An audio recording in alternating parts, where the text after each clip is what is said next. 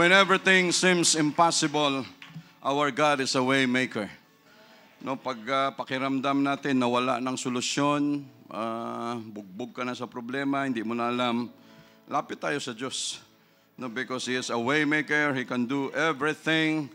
Nasa atin na lang yan kung may tiwala tayo o wala. No, pero kung tayo ay may tiwala, we can avail that promise. No, that and God will do His promise. Lord, thank you so much for your presence this morning. We thank you so much, Jesus. We love you, Lord. Hallelujah. Thank you, Jesus. You may be seated. December 1. Tama? Yung kalendaryo natin hindi pa naka-move on, no?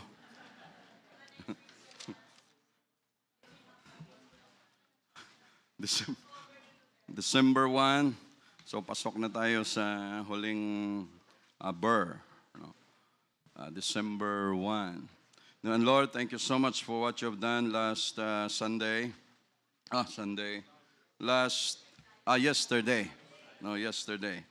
Sa Cavite, no, ang gawain natin doon, nag-year-end din tayo. So, nag-imbita sila ng mga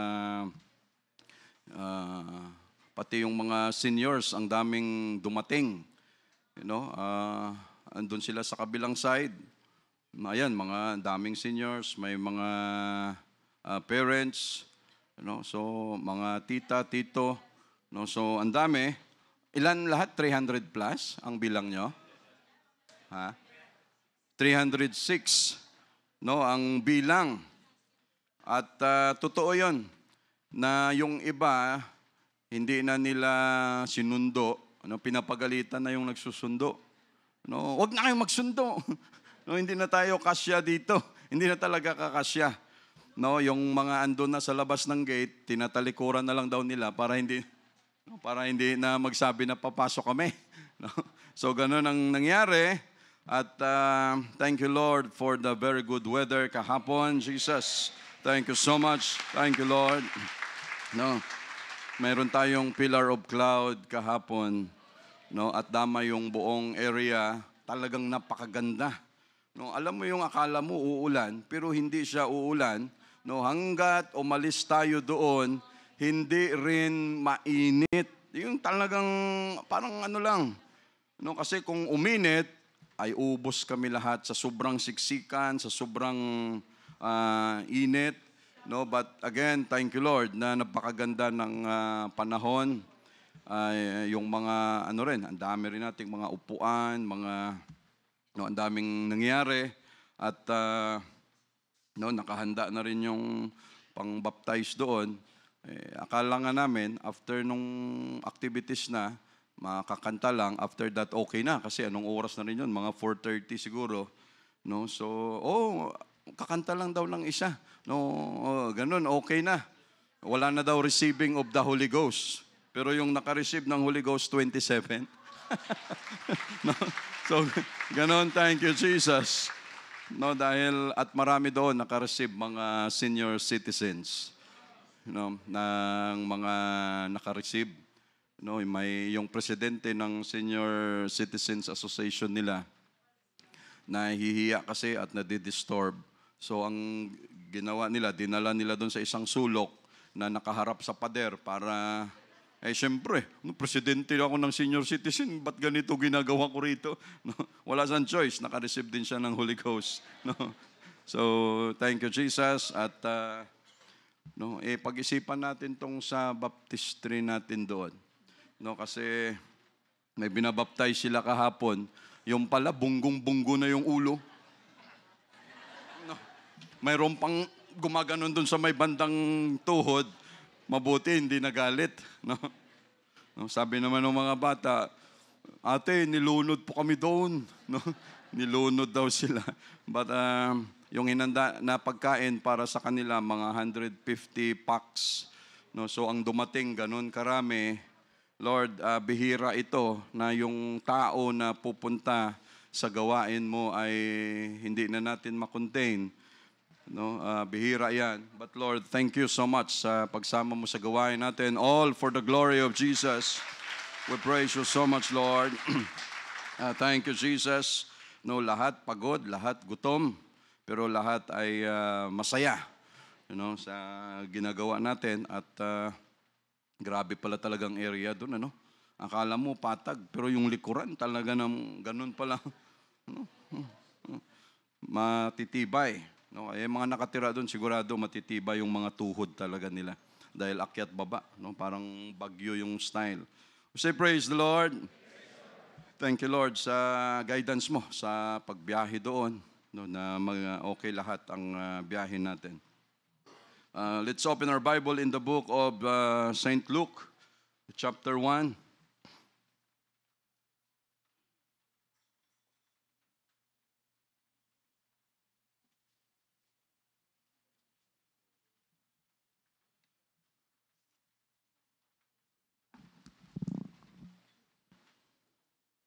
Chapter 1, verse 5.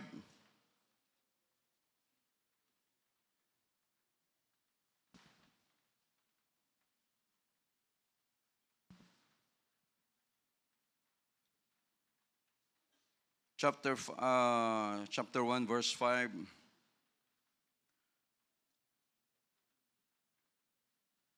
There was in the days of Herod, the king of Judea, a certain priest named Zacharias, of the course of Abiah. Zacharias means God remembers. Yan ang kanyang, tanda natin yung mga pangalan nila. God remembers. And his wife was of the daughters of Aaron. Silang pareho ay galing sa tribe ni Levi. Daughters of Aaron, and her name was Elizabeth. Si Elizabeth, ay kapangalan niya rin yung asawa ni Aaron na Elizabeth din.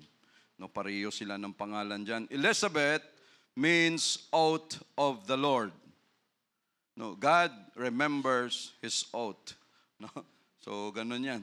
Si Zacharias, God remembers. Elizabeth, oath of the Lord. Sa verse 6, and they were both righteous before God. Silang dalawa ay parihong matuwid sa harapan ng Panginoon, walking in all the commandments and ordinances of the Lord blameless. Ibang klase, Pag binigyan ka ng ganitong klaseng description, they were both righteous before the Lord. Matutuwid sa harapan ng Panginoon ay dapat lang. Why? Zacharias was a priest. Mayroon siyang katungkulan na dapat gawin sa templo. So just imagine. At marami kasi yan sa panahon natin sa ngayon. Pastor. But sorry for the word. Pastor pero walang hiya. Pastor pero scammer. Pastor pero sinungaling.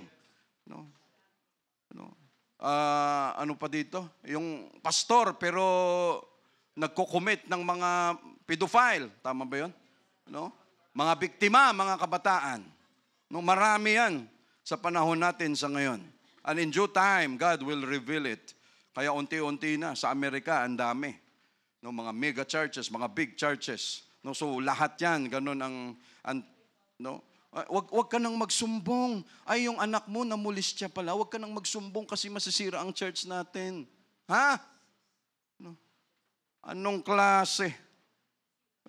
Mga abusado. Imagine, Zacharias was a priest. At kailangan maging righteous siya. Elizabeth, hindi lang dahil may katungkulan, pero lahat tayo mga kapatid, we need to be righteous before God. Hindi pwedeng, si Brother Sam lang ang dapat tumino dahil siya ay pastor. Yung kanyang misis, pastor's wife. Grabe, Itong mga titles na ito, pag dito tayo nakahawak palagi, pag tinawag mo na sa organization, he is the chairman of our organization, he is the head pastor. So ano ngayon? Nakabaon, nakatali na doon. Ganun kababaw. Pag tinawag na, siya pala yung chairman, masarap ibaon sa lupa eh. So ano ngayon kung ganun? Nakalutang sa mga titulo na hindi dapat. Yung titulo na yan, tingnan natin. kung ikaw na matuwid na ang iyong posisyon doon sa kabaong, ilagay mo lahat ng titulo mo. Before, he was the president of the company, he was the CEO, he was the chairman. Ano ngayon yun? Ano? Wala rin. Grabe tayo ng mga, yung talaga ng puso't isipan natin. Very deceptive. Very subtle. So we pray for a while. Lord, we are so thankful, Lord Jesus, for what you've done every day. Thank you for all the understanding, for all your patience, for all, sa lahat, Lord, ng pagsama mo sa gawain natin, Lord Jesus, sa mga kapatiran na nagpapakapagod, nagdudukot ng kanilang bulsa para sa gawain, Lord Jesus. Lord, bless all of us. Thank you for your protection, for your guidance, for the good weather, and for the souls na binibigyan mo ng kaligtasan, Lord Jesus. We're always praying for them na ikaw ay mahalin nila, Lord Jesus, yung mga kabataan na ito. And that someday, kung sila man ay lumaki na, ay hanapin ka nila, Lord Jesus. Lord, be with us, lahat ng aming sitwasyon, mga kapatiran na may karamdaman. Lord, continue to heal us, Lord Jesus. And bless your word this morning, Lord. We are so thankful, Lord Jesus. We love you. We do this with all humility in Jesus' name. Amen. The title of our preaching, He must increase and we must decrease. Kailangan siya ay tumaas ng tumaas o madagdagan ng madagdagan, increase. At tayo ay kailangang bumaba ng bumaba. Hindi tayo pwedeng pumantay sa Diyos natin. At yan ang dapat nating tandaan. So they were both righteous before God. Be ye holy, for I am holy. Be ye righteous, for I am righteous. Be blameless, for I am blameless. Ang righteousness, hindi ang Diyos ang gagawa niyan, tayo. At tayo na naglilingkod sa Diyos, we need to be converted. Hindi pwedeng sa tagal natin na paglilingkod sa Diyos, manatili lang tayo na faithful sa tithes and offering, okay na. Ano ba to? Karne ba to?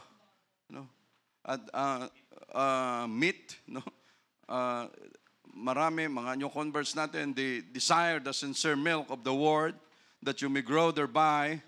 Pero sa atin, ng mga adults sa pananampalataya, mga kapatid, ito ay kailangan lamang, ang righteousness, tayo ang gagawa niyan.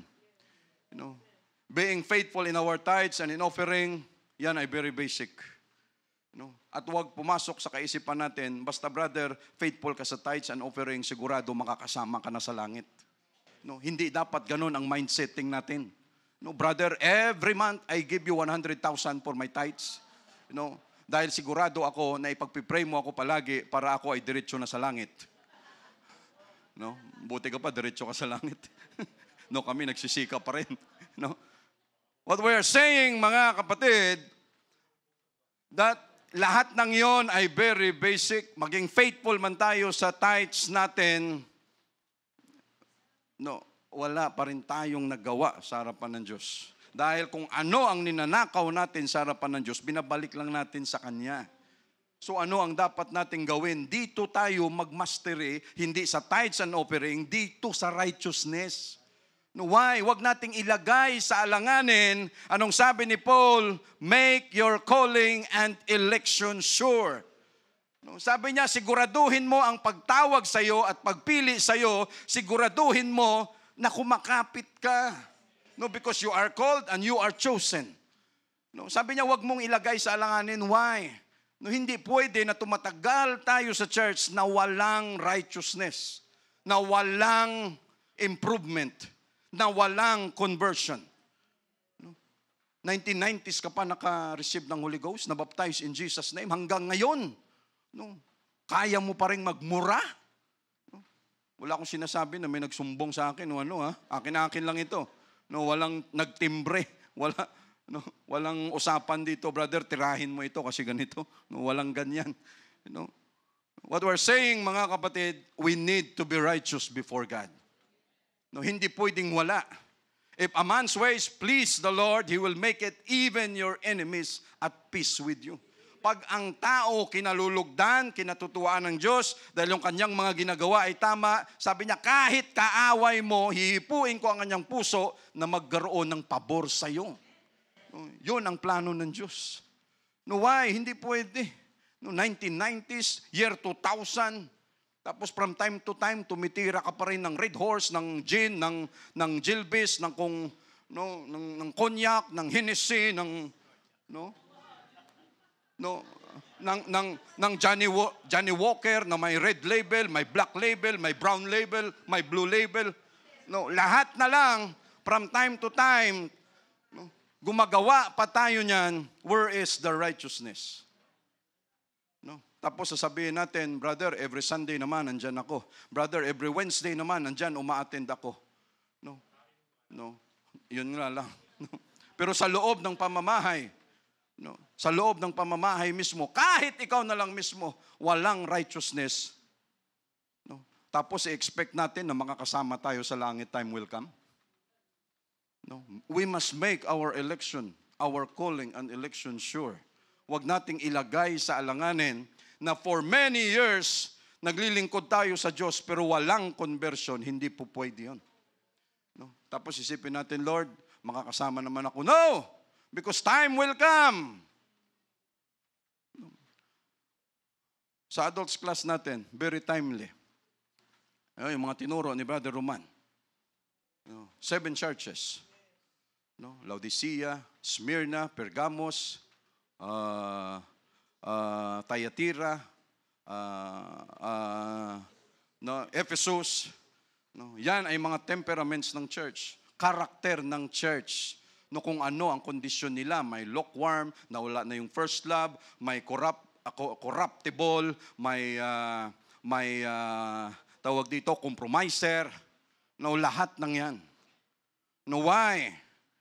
We have righteousness, we have faithfulness. May tithes tayo, may lahat, mayroon tayo niyan. Smyrna lang yung matino doon. Buti, si Brother Sam, buti wala naman siya, pero buti nakikinig, ano? Mas okay nga yung pinapakinggan ko kasi pag nag-send na ng link, walang disturbance, walang kahit ano. So pag upo ko, mapapakinggan ko lahat. Okay, ganito pala yun, ganyan pala yun.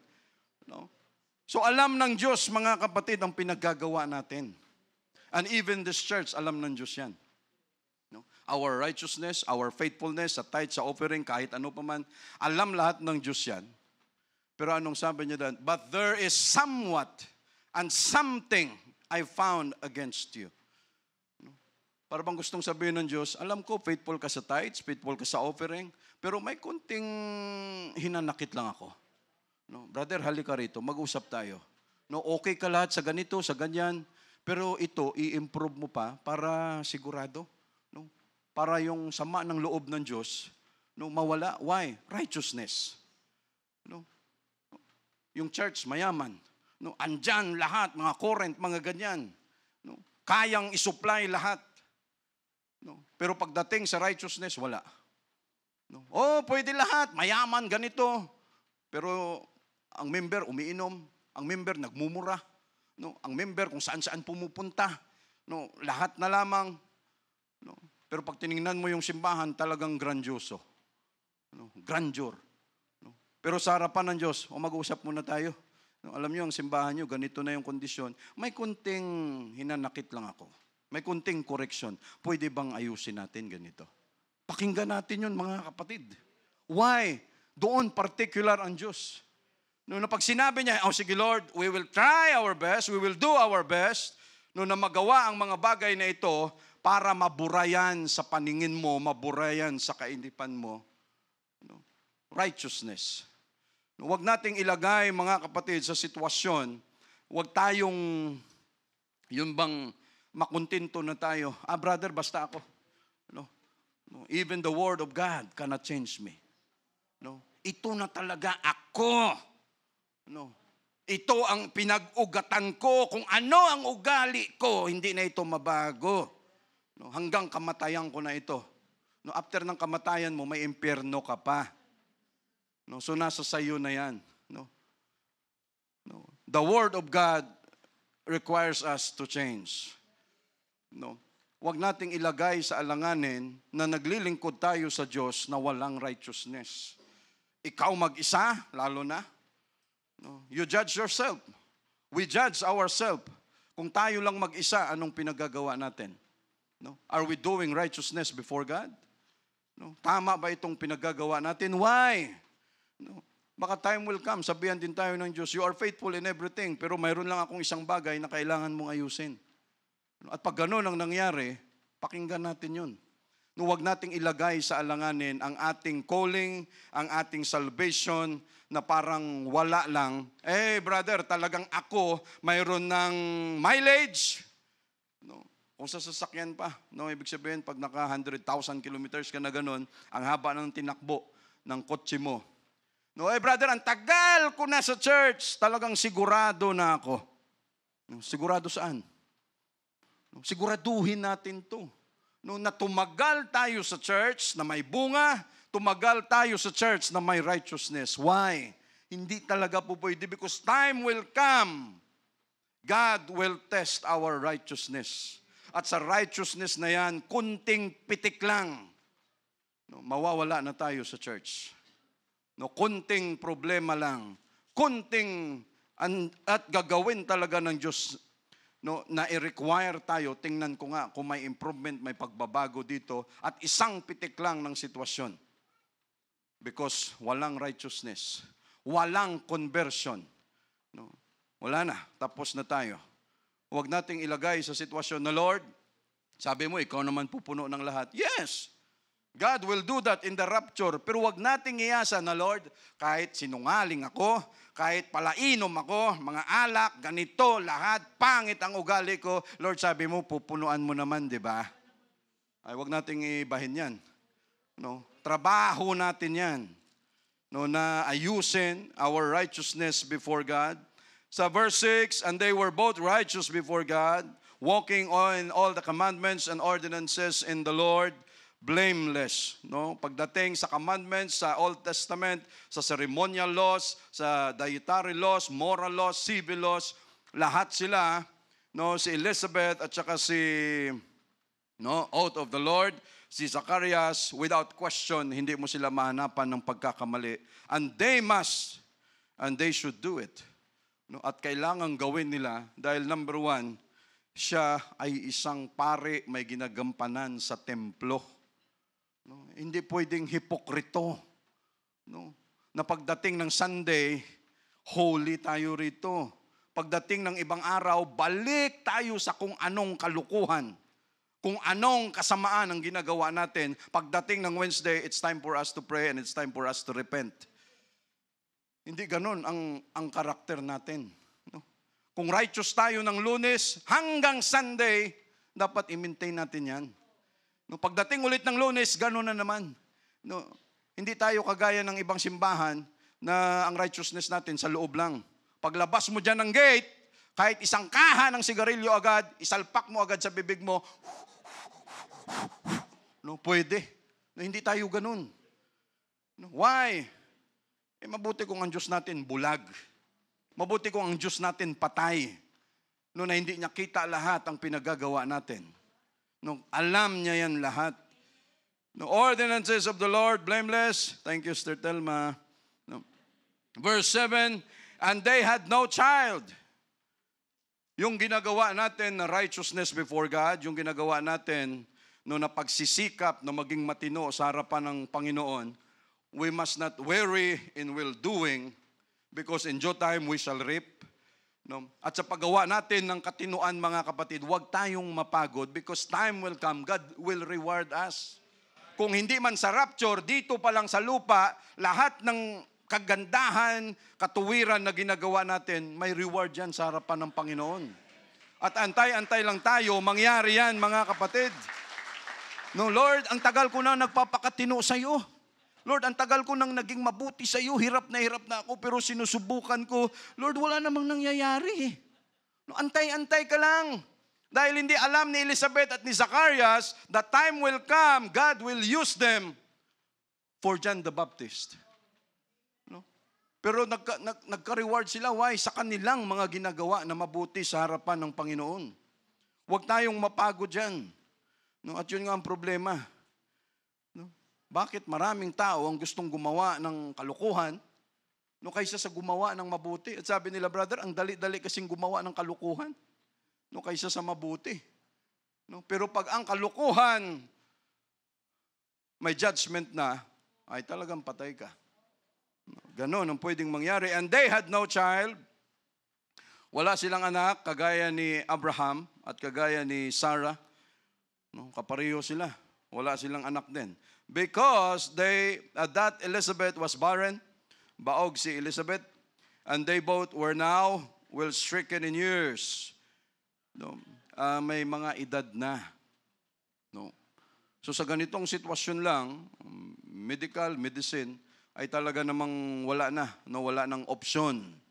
No, hindi na talaga pwedeng manganak. No, but nothing is impossible with God. Verse 8, and it came to pass that while he executed the priest office before God in the order of his course, no, yung ginagampanan ni Zacarias yung kanyang trabaho, according to the custom of the priest office, his lot was to burn incense when he went into the temple of the Lord. Nung pumunta siya dyan sa holy place, no, and the whole multitude of the people were praying without at the time of incense. And there appeared unto him an angel, no, si Gabriel, of the Lord standing on the right side of the altar of incense. No, so andun siya sa loob ng templo, sa holy place, no, habang gumagawa siya ng burning doon, pausok, ganyan. No, biglang nagpakita ang anghel. And when Zacharias saw him, he was troubled and fear fell upon him. No, ay siyempre, sino ba naman ang hindi matakot? No, buti hindi siya kaagad kumaripas ng takbo papalabas. No, may biglang nag-appear doon, may multo, may kung ano na lang. But the angel said unto him, fear not, huwag kang matakot, Zacharias, for thy prayer is heard. No. And thy wife Elizabeth shall bear thee a son, and thou shalt call his name John. John means Jehovah shows favor. No. God remembers his oath, that is why he gave favor. No. Tatlo yung pangalan nila. No. Zacharias, Elizabeth, and John. No. Anong sabi ng Panginoon? Huwag kang matakot ng angel, ang iyong panalangin ay narinig na. At ang iyong asawang si Elizabeth ay magkakaroon ng anak, and thou shalt call his name John. At tawagin mong John ang kanyang pangalan. No, ano kayang prayer ni Zacarias? Lord, may edad na kami, pwede pa rin bang magkaroon ng anak? Wala man lang magmamana ng priest office. No, Lord, pwede bang ganito? No, at sa tagal ng kanyang prayer, no, pinakinggan. And thou shalt have joy and gladness, and many shall rejoice at his birth. No, maraming magagalak, masasaya, no, sa rejoice sa kanyang pagkapanganak. For he shall be great in the sight of the Lord, and shall drink neither wine nor strong drink, and he shall be filled with the Holy Ghost. No, he was a Nazirite, even from his mother's womb. No, he was anointed. No, andoon pa lang sa loob ng kanyang tiyan, because si John the Baptist ay ipapanganak with a special purpose, no, to prepare the way of the Lord. Siya ay forerunner, siya ay advance party ni Jesus Christ para ipakilala si Jesus Christ na yung sumusunod sa akin, no, he was before me, pero siya ay sumusunod sa akin, no, at sa kanyang pagdating, no, ngayon kayo ay sumusunod sa akin, but when he comes, doon na kayo lumapit sa kanya. No? Because he must increase and I must decrease. No, alam ko ang aking trabaho at alam ni John kung ano ang kanyang trabaho, no, nagagampanan. So, and he shall go before him in sa verse 15, for he shall be great, sa 16, and many of the children of Israel shall he turn to the Lord their God. No, for he shall go before him in the spirit and power of Elias, and to turn the hearts of the fathers to the children, and the disobedient to the wisdom of the just. No, ibig sabihin, ang isa sa trabaho ni John the Baptist is to make reconciliation sa mga Hudyo papunta sa Diyos. No? Because anong sabi niya? Prepare ye the way of the Lord. Repent, for the kingdom of God is at hand. No, sabi niya, magsisi kayo dahil i-open na ninyo ang inyong mga puso dahil darating na yung tunay na Messiah. No? Piniprepare ni John the Baptist yung mga Hudyo for ministry of reconciliation. And he shall go before him in the spirit and power of Elias or Elijah to turn the hearts of the fathers to the children. No, may mga samaan ng loob, yung ama, yung anak, na lalaki, babae, no, nanay, so lahat na yan magkaroon ng reconciliation, and the disobedient to the wisdom of the just. No, pati yung mga pasaway, no, ay magiging matino, to make ready a people prepared for the Lord. And Zacharias said unto the angel, whereby shall I know this? For I am old, and old man, and my wife will stricken in years. No, parang si Sarah lang. Ha? That is why Isaac means laughter. No. No. Ang tanda ko ng ito, no, magkakaroon pa ako ng anak. No, parang si Zacharias. No, kahit sino naman, just imagine. No. Sabihin na lang natin, no. Sabihin ng Diyos, Sister Soli, magkakaroon ka pa ng baby. Yan ay example lamang. Sabi ni Sister Soli, hindi na po pwede. No? Tapos sabi ng Diyos, no, nothing is impossible to me. Sabi ni Sister Soli, no, hindi ko na kayang tumakbo, Lord. Hindi ko na kayang, mahirapan na ako. Just imagine that. Kahit sino naman, ganun ang reaksyon. No, Lord, wala na, matanda na. Bakit kami pa doon na lang sa mas bata? No, para kaya nila. But God has a plan. No. And my wife will stricken in years, and the angel answering said unto him, I am Gabriel, that stand in the presence of God. Grabe, no? Sabi niya, ako si Gabriel. Ito lang naman ang mga nagpapakilalang anghel dyan. Si Gabriel, si Lucifer, si Michael. No, yan lang yung mga anghel dyan. No, yung iba dyan, hindi pinangalanan. No, so kung maliban may iba pa, wala na tayo dyan. No, and stand in the presence of God. I am sent to speak unto thee. Ako ay pinadala para magsalita, kausapin ka, and to show thee this glad tidings. No, to give you mabuting balita, the good news. And behold, thou shalt be dumb. No, dahil hindi ka naniwala, ikaw ay magiging pipi mo na. No, hindi ka makakasalita. Grabe, ano? Ganun lang kasimple, ano? No, ikaw ay bulag ngayon. No, kaya pala, no? Without medical intervention. Thou shalt be dumb, dahil sa hindi ka naniwala, not able to speak until the day that this thing shall be performed. No, it was a prophecy for him. Na hindi ka makakasalita hanggat sa hindi ipinapanganak si John the Baptist. No, the Baptist means baptizer. No, yung kaya siya inanuhan na John the Baptist kasi wala siyang ibang trabaho kung hindi i-baptize yung mga tao, no, baptism of water into repentance. No, pero iba itong kay Jesus Christ. He shall baptize you with fire. He will baptize you with the Holy Ghost and with fire. No, sabi niya mas mataas talaga ang kanya. No, until the day that this thing shall be performed, because thou believest not my words, which shall be fulfilled in their season. No, so marami pa yan dyan, mga kapatid. No, so we say praise the Lord. No, basahin ko lang ito. No, so again,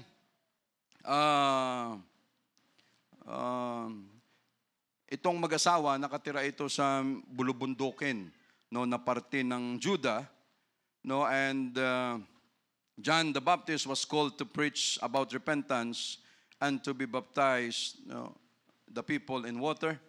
No, he was also called to preach about the kingdom of God and to prepare a people for the coming of the Messiah. No, instead of serving sa paglaki ni John the Baptist, instead of serving at the temple as priest, no, he dressed in a camel's hair. No, yung kanyang kasuotan ay balahibo ng camelyo. No, camel's hair, no, garment and a leather belt. He ate locust and wild honey. No? Ang mga bagay na ito ay ginagawa lang ito ng mahihirap na tao. No? Pagkain niya, locust, ano ba yun, balang. No? Tapos wild honey, yung kanyang kasuotan. So just imagine, hindi kayo makati itong camel's hair na ito.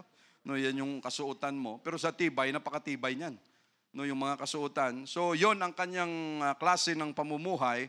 And he waited, nandyan sa Luke chapter 3 yata, he waited for the instruction of God kung kailan siya mag-uumpisa ng kanyang ministry. No, inantay niya yan. No, at si John the Baptist, 6 months ang kanyang tanda kay Jesus Christ. Nung si Mary pumunta kay Elizabeth, dahil nalaman niya na si Mary, si Elizabeth, yung aking cousin, no, nabuntis po na, mabuti na lang nagkaroon ka pa ng anak. Ngayon, matakot ka na ganyan ang edad mo pag nagkaroon ka ng anak. Why? Pag ipanganak pa yan, sigurado, may diferensya. No? 35 pataas, tama ba ako? 35 pataas. Pag lumampas ka pa dyan, posible mayroon talagang effect yan. No, ganun. Pero iba itong bata ito because this baby, this son, was conceived according to the purpose of God. No, kung ano ang plano ng Diyos, no, well protected, well provided, lahat. Pagdating ni Mary doon, sabi niya, ikaw pala buntis din. No, nung na si Mary, ganun din, no, biglang sa tiyan pa lang naramdaman ni John the Baptist, ay, ito yung Messiah. Pinsan ko rin, no? Katabi ko rin, no? Pumitik eh. No, andun mismo sa tiyan. No, at 6 na buwan yung gap nila, mas matanda si John the Baptist ng 6 na buwan. No, kaya ang John the Baptist sa andyan, no, June. No, sa Katoliko, June, di ba? June 24, no? Marunong talaga tong dati nating simbahan, ano? No? Tapos si Jesus Christ, December 25. No, so bilangin mo yan, 6 months yan. No? No? Pinag-aralan talaga nila yan. No? No, para magmukhang totoo. No, pinaghirapan nila yan, no, pinag-aralan nila. No, so ganon ang nangyari, mga kapatid. No, and John the Baptist, no, that he had been called by God to fulfill the prophecy of Isaiah. No, anong sabi diyan? The voice of one crying in the wilderness. No, siya yun, si John the Baptist. Prepare ye the way of the Lord, make His paths straight. No, sabi niya, i-open natin ang kalsada ng ating mga puso pagdating ng Messiah, kasi ako nagtuturo sa inyo ng baptism of repentance through water, pero siya na darating ay magtuturo sa inyo at kayo ay makaka-receive ng Holy Ghost and baptism with fire. No. Sabi niya, ihanda na ninyo ang inyong mga puso. No. In our walk with God, we need to be converted. No, again. No. And before punta sa John chapter 3, daanan muna natin, mga kapatid. John chapter 3, verse 25.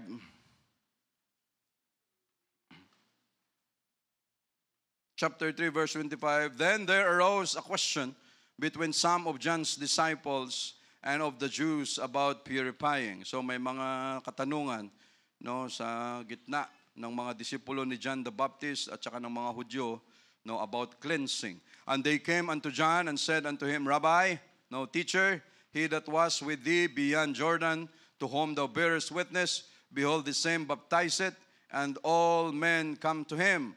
No, lahat ng mga tao ay lumalapit sa kanya. John answered and said, referring to Jesus, a man can receive nothing. Ang tao walang matatanggap kahit ano, except it be given him from heaven. No? So sabi niya, ang tao walang marireceive kahit ano, kung hindi i-allow ng Diyos na mapunta yan sa'yo. Ay, Sister Ellen, condolence po pala. No, namatayan kasi sila, Sister Ellen, yung kanyang pamangkin. No, so biglaan lang din. No, talagang parang bomba na sumabog. No, na sinabi na lang, oy, namatay na si ganito. No, ang pinakatraidor na sakit natin, no, sakit sa puso. No, wala man lang paalam, wala man lang text, wala man lang, oy, mamamatay ako mamaya ah. No. No. Yung cancer, tatagal ka pa eh. Pwede mo pang malabanan. Pero yung sakit sa puso, no, wala talaga, traidor talaga. No, at sa atin na nagkakaedad na, no, pag tayo nakaramdam ng mga pitik-pitik na yan, no, lalo na sa puso, no, parang wag nating baliwalain. No, bawas-bawasan natin yung pang-load natin. No, ipunin natin para makapagpa-check up, makapagpatingin, 2D echo, ECG, no, para sigurado kasi isang pitik lang yan, tapos tayo diyan. No, wag nating ano na to, gastos na naman yan. Ay swerte kung diretso libing. No, okay nang ganun. No, sa 27, John answered and said, Amen. Sa 28, ye yourselves bear me witness, no, that I said, I am not the Christ, but that I am sent before Him. No, sabi niya, kayo, ang inyong mga sarili, no, ay mga witness din, no, na no, that I said, hindi ako si Kristo. No? Sabi niya, but I am sent before Him. Ako ay pinadala bago niya. Pero sabi nga niya, no, bago ang kanyang trabaho, nauna ako sa kanya dahil ang trabaho ko is to prepare everything para sa pagdating niya. No, just remember, no, namatay si John the Baptist, no, at the age of 33, 34, no. Hindi lang, mga 30, 31, mga ganun. No? Kasi nung binaptize niya si Jesus Christ, doon na nag-umpisa si Jesus Christ ng kanyang ministry, no, from 30 hanggang 33 o 34, ganun ang in between. No, but after John na magawa na yung kanyang papel, grabe, no, yun lang ang papel niya talaga sa mundo. No? He was prepared by God na gampanan kung ano ang kanyang trabaho is to prepare the way of the Lord. Wala siyang ginawa kung hindi sumigaw sa mga Hudyo na ayusin na ninyo ang inyong mga puso dahil darating ng Misaya, papasok na siya sa inyo, ganun lang ang kanyang trabaho. And after na magawa niya na yung kay Jesus Christ, no, ano ang desisyon ng Diyos? Diyan, pugot ulo ka na. No, grabe, ano? No. Pero nagampanan niya na ang kanyang trabaho. No, minsan ganun ang ano eh. No. Ang issue sa Diyos, minsan hindi ito yung ano natin mismo na, Lord, ganito, ganyan. No, ang issue sa Diyos na magampanan natin yung trabaho natin na pinapagawa niya sa atin. No, and after that, no, para sa Diyos, ay tapos na ako sa iyo. No, you've done everything, yung plano ko tinupad mo na. So okay na tayo diyan. Ano pa ang saysay na manatili ka pa rito? No? Dahil yung inintroduce mo, andyan na siya. So, umalis ka na sa sitwasyon. No, tapos ka na. You have done all the best that you can do. Nagawa mo na lahat. So, ito na siya. No, you must decrease and He must increase. No, tapos ka na sa papel mo. No, yung role mo. John the Baptist na ipakilala si Jesus. No, at siya, no, anong sabi niya, yung mga disciples na mayroon siya, nung tapos na si John sa kanyang trabaho, ang sabi niya sa kanyang mga disciples, wag na kayong sumunod sa akin, doon na kayo sumunod kay Jesus Christ. No, wag na sa akin. No. What kind of humility? No? At anong klaseng pagpapakumbaba?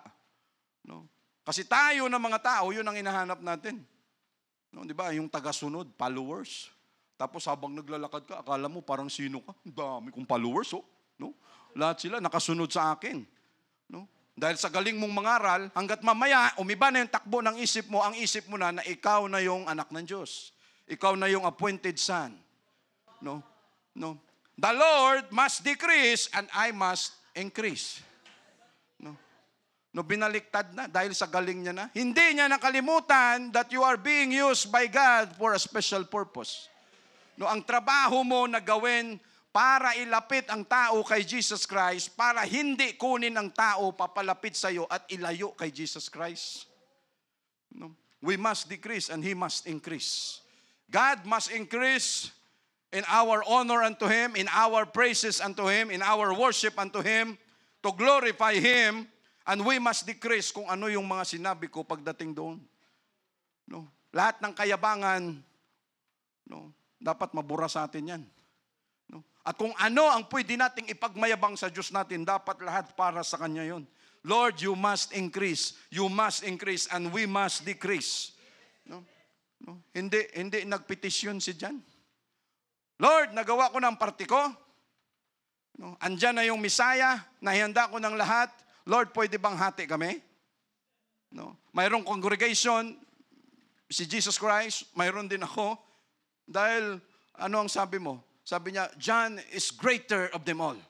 No? Anong sabi mo, description sa kanya? John, sabi niya, he was the greatest.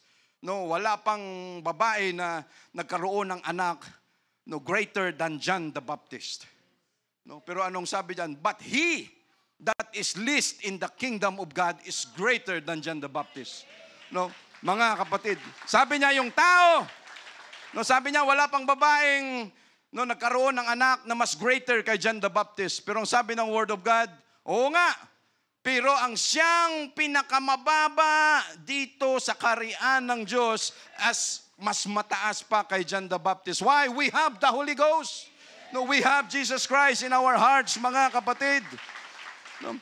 And John the Baptist, mayroon lang siyang anointing by God, pero wala siyang Holy Ghost. No, at yun ang turing ng Diyos. Sabi niya, mas matindi kayo. No?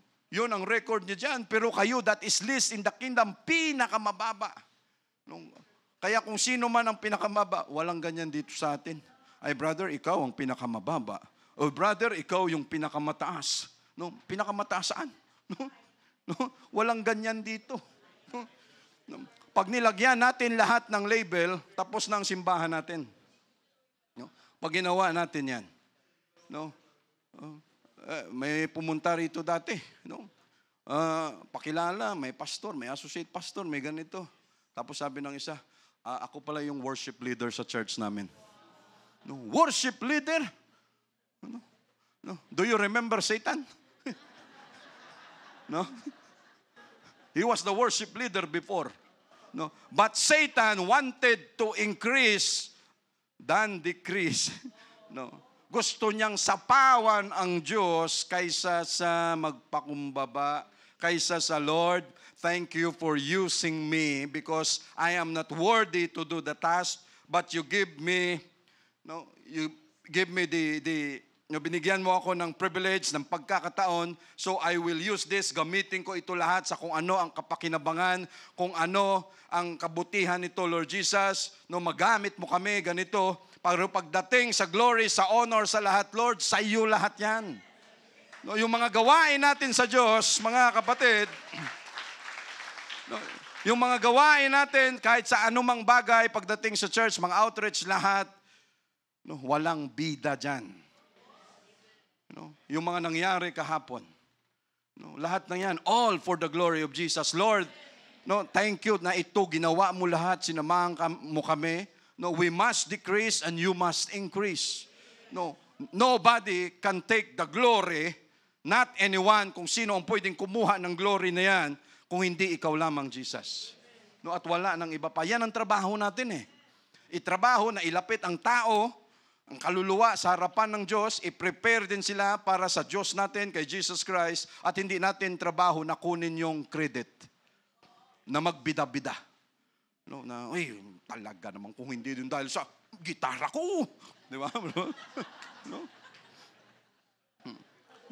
Kung hindi dahil sa pag-MC ko, kung hindi dahil sa pag-preach ko, kung hindi dahil sa ganda ng boses ko. Buti na lang, wala tayo niyan. Baka sabihin ni Jesus, ganon. Tingnan natin kung kaya nyo, kayo lang. Tingnan natin. Kung kaya nyo, kayo lang. Hindi natin trabaho, kunin ang glory. Just imagine, pag gano'n ang nangyari sa simbahan, mayroon ng bida-bida. Mayroon ng magaling. Ay disgrasya ang simbahan. Pag lahat tayo may ganong klaseng kaisipan, dahil ito sa akin, dahil ito sa akin, dahil ito sa akin, ganito. The church will stand. And the church will take away, at ang Diyos, lahat ng pwedeng sagabal sa simbahan niya, tanggalin niya yan. And still the church will remain. Kahit ang pastor pa mismo, kaya niyang tanggalin. Pag ang pastor, paloko-loko. Walang exempted dito. No, lahat tayo nagsusumikap, magiging maayos talaga na ayusin natin ito sa harapan ng Diyos para laging sinasamahan niya tayo because we must decrease. No, pero nung sabi niya, he that is least in the kingdom of God, or sino man yung the proud will be humbled, but he will extol the the proud shall be abased, but God giveth grace to the humble, mga ganun. No, so ito mga kapatid, 28, tama ba ito? Okay. Sa 28, ye yourselves bear me witness that I said, I am not the Christ, but that I am sent before him. He that hath the bride is the bridegroom, but the friend of the bridegroom, which standeth and heareth him, rejoice greatly because of the bridegroom's voice. This, my joy, therefore, is fulfilled. About yan sa pag mga kasalan na, yung bride, yung bridegroom, kung sino ba yung lubos na mas masaya. Sa 30, he must increase, but I must decrease. Alam ni John kung anong kanyang papel. Alam niya kung ano ang kanyang trabaho. Sabi niya, yan lang ang punto ko eh. Pero tayo ng mga tao, andyan yung pride sa puso at isipan natin. Hindi natin yan basta-basta matatanggal. Ganun ba? Ganun pala ang pwedeng mangyari. Pero anong sabi ni John? Klaro sa kanyang isip na yung darating na Misaya, yon ang gumamit sa kanya upang ilatag ang lahat, at sa paggamit niya kay John the Baptist, klaro sa isip ni John the Baptist, Lord, hanggang dito lang ang trabaho ko. Grabe ang saklap, Yung bang pagkatapos na gampanan ni John ang kanyang trabaho, because John the Baptist stand for righteousness. Tinayuan niya ang katuwiran. Anong sinabi niya sa kay Herod ba yun? Dito, nakalimutan ko. Basta anong sabi niya, hinarap ni John yung hari. Sabi niya, ikaw, yung kasamaan mo, yung asawa ng brother mo, o ganito, gumagawa ka ng bagay na hindi maganda. So anong ginawa? Ginamitan ng isang babae. Sumayaw-sayaw, kunyari, ano ang gusto mo? Dahil masaya ako, anong gusto mong hingin? I want the head of John the Baptist. Wala na siyang choice. Sabi niya, gusto ko ang ulo ni John the Baptist. Wala siyang choice. Anong ginawa? Pugot ulo si John. Just imagine. Na ganon ang mangyayari. Ginamit siya ng Diyos, tapos, wala desisyon ng Diyos yan yun ang kanyang papel. He must increase, but I must decrease. So yan mga kapatid, pagdating sa mga bagay na ito, mayroon tayong ginagampanan, mga gawain, tinatayuan natin ang Diyos natin, at pwede tayong gamitin ng Diyos sa kung saan niya gusto na mag-excel tayo. But again, we must always remember na Lord, you must increase. Magamitin mo kami sa bagay na ito, pero ang glory mo ang mangingibabaw, ikaw ang i-honor dito, hindi kami. And again, pride is very subtle. Masyadong deceptive ang pride natin. Paano kung ang love tank mo ay puri? Ano tawag doon? Yung affirmation. Kaya minsan delikado minsan nabigyan mo lang ng konting, brother, ang galing mo sa bagay na ito, sister, ang galing mo, talaga naman. You light up my day. Napunuan na. Ang problema, ano ang effect niyan? Baka for the whole year, dalhin-dalhin na yan na magaling siya. At yun ang pwedeng makasira sa kanya. He must increase and we must decrease. Lahat ng kayabangan, dapat matanggal yan sa puso't isipan natin. At ang mangibabaw dyan, mga kapatid, walang iba kung hindi ang Diyos natin. Why? Anong sabi niya? Wala kang matatanggap kung hindi iaalaw ng langit. So whatever we have, yan dahil desisyon ng langit na magkaroon tayo niyan. And if God will allow it, na lahat, kadinahan niya para hindi mapunta sa atin, kawawa tayo. But we must give all the glory to Jesus. Say, praise the Lord. 6:16. Proverbs. These 6 things that the Lord hate. Sabi niya, may 6 na bagay na kinakagalit ng Diyos. no, na nagtatanim ang Diyos ng galit. Sabi niya, oo, 7 are abomination unto Him. 7, no, ay kasuklam-suklam sa harapan ng Panginoon. Tandaan natin ito. No? Number 1, sabi niya, a proud look. No, yung tingin na mayabang. No, tingin na maangas, may kayabangan. No, yan ang kinagagalitan, kinamumuhian, kinasuklaman ng Diyos, mga kapatid. No, sabi niya, tandaan natin, no, a proud look. No, tingnan mo pa lang, ang yabang na talaga. Maramdaman mo ay brother, grabing aura mo, no? Napakayabang. No? No, talagang ramdam na ramdam. No? Taga Bacolod ka ba? Taga Negros ka? No? Bakit? Sabi ng maestra, no? Taga Negros ka? No? Ngahaw, ang daming hangin ng ulo mo no? Iyabang mo no? Habang minamasaya ang ulo. No? Proud look. A lying tongue. No, lying tongue. No, anong sabi diyan? Maraming mga verses dito na saan galit na galit ang Diyos. Lying tongue. Why? Lying tongue. Achan. No, si Achan nakagawa ng kasalanan, nakagawa ng mali. No, pero hindi pa umamin. No, sinasabihan na, anak, magsalita ka na lang, magsabi ka na, umamin ka na sa iyong kasalanan, no, para maligtas ka pa. Hindi, wala akong ninaka, wala akong ginawa, wala akong inutangan. No, lying tongue. And this lying tongue, no, sinungaling na bibig. No, isip ko nga, sabi ko, ito bang lying tongue na ito, may spiritual genetics ito? No, may spiritual genes ba ito? Bakit maraming may ganito sa mundo? No, na mga scammer, mga ang galing magsalita. No, bakit ganito? No, hindi naman sila magkakapatid by flesh and blood, pero but by His Spirit, no, pare-pareho, mga kapatid. So lying tongue, bakit galit ang Diyos? Why? Ano ang effect? No, na pwede niyang i-damage ang lahat, no? Murmuring and disobedience. No? Sa wilderness. Ganon din ang nangyari. No?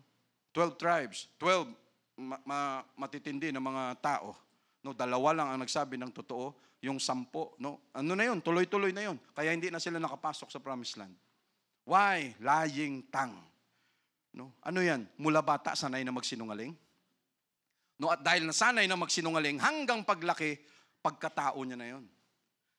At mayroong Word of God, at ang Word of God, andun sana ang Word of God, ang Diyos nagbigay ng Holy Ghost to change us, kung ano tong mga ugali natin, karakter na pangit, andun ang salita ng Diyos para baguhin sana tayo. And grieve not the Holy Spirit. No, walang magawa ang Holy Ghost kung ayaw nating magbago. No? So, an heart that deviseth wicked imaginations. No, ang puso, na nagmamaniobra, nag-iisip, kung ano ang mga masasama na klase ng imahinasyon, kaisipan, kung paano makagawa ng pagkakamali. Feet that be swift in running to mischief.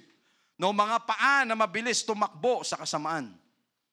No, yung mga tao na ito, that is why ang Diyos galit na galit. No, instead gumawa ng tama, gagawa ng kalukuhan. 19, a false witness that speaketh lies, and he that soweth discord among brethren. No, yan ang kasama ng Diyos dyan. No? False witness, hindi nagsasabi ng totoo, nagsasabi pa ng kasinungalingan, no? At siyang naghahasik ng division, ang siyang naghahasik ng pagtatalo sa gitna ng mga kapatiran. No? Yan ang effect lahat yan. No? Again, lie pa rin. Magkukwento ka rito, kukwento ka rito, lahat para sila pare-pareho, nalason mo na, naging sinungaling na lahat. At ano ang effect niyan? Magkakaroon ng division, magkakaroon na ng paghati-hati doon hanggat sa masira na ang kabuuan ng church. Why? Umpisa sa pagsisinungaling. No? Dahil siyempre, pag nakuha ka na ng magsinungaling, ikaw na nakuha mo na sila lahat, so grupo na kayo dyan. Yung dito naman na part na hindi naniniwala, na ikaw na nagsasabi ka ng totoo, andyan din sila. So anong mangyari niyan? Sowing discord among brethren. Halo-halo na lahat. So why? Anong mangyari?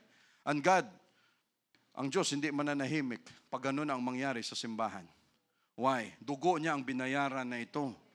No, and God is preparing His church for the rapture to come. At kung mayroon mang ganong mga bagay, God will not allow it to happen. At kung mangyari man yan, ang purpose niyan, para lalo pa tayong pagtibayin at yung walang kapit sa Kanya, out na. No? Malungkot lang. No? Because inaalagaan natin ang bawat kaluluwa na paano kumapit sa harapan ng Diyos, paano makasama sa rapture. No? At dahil lang sa emosyon na umiiral, no, ganun ang pwedeng mangyari. No? But yet again, hanggat hindi pa nagra-rapture, no, mayroon pang pag-asa ang kaluluwa.